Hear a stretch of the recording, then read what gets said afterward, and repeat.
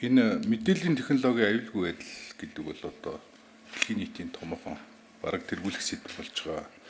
Тэгэхээр сая хуулийн өөрчлөлтийн талаар ярьж байна. Би өөрөө кибер аюулгүй байдлын хуулийн ажлын хэсгийг ахлаад аюулгүй гадаад бодлогын байнгын орноор ажлын хэсэг ахалж байгаа. За үндэсний аюулгүй байдлын үзэл баримтлал бас өөрчлөгдөж байгаа. Тэгэхээр энэ дэлхийн нийтээр энэ мэдээллийн аюулгүй байдал, үндэсний аюулгүй байдалтай цахим технологи, мэдээллийн аюулгүй байдлын асуудлаар илүү анхаарал хандуулж байгаа.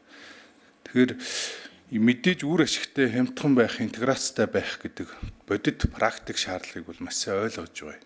Гэхдээ ямар ч хурд үннээс илүү үндэстний язгуур ирэх ашиг гэж байх ёстой. Тэгэхээр Монгол хүн, Монгол улсын дэд үтц, Монгол улсын мэдээллийн аюулгүй байдал, иргэний аюулгүй байдал гэдэг бол Монгол улсын үндэстний аюулгүй байдал байх ёстой. Тэгэхээр тэр язгуур ирэх ашиг бол ямар ч төсөв төртөг хурдтай ажил хийхээс дээр илүү тавигдана гэдгийг хэлье.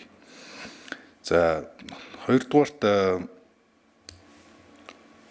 сая хоёр гишүүн манд дурдлаа. Нийслэлээр Монгол улсын их хурл болоод Монгол улсын их хурлын гишүүд хууль тогтоох болон засгийн газрын үйл ажиллагаанд хяналт тавих чиг үүрэгтэй.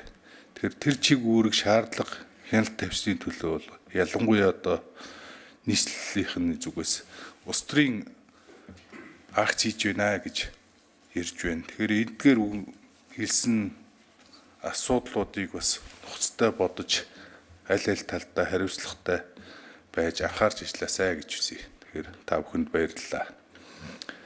За үг хэлж